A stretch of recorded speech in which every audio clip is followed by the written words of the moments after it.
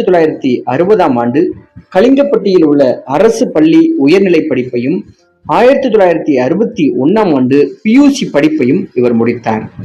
1964 பாளையங்கோட்டையில் உள்ள புனித சேவியர் கல்லூரியில் BA பட்டப்படிப்பை முடித்திருக்கிறார்.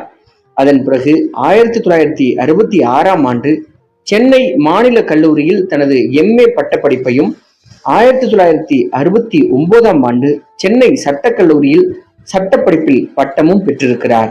ரேணுகா தேவி என்பவரை 1971 ஜூன் மாதம் 14 திருமணம் செய்து கொண்டார். இந்த தம்பதிக்கு துரை வையாபுரி என்ற மகனும் ராஜலட்சுமி கண்ணகி என்ற 2 மகள்களும் உள்ளனர்.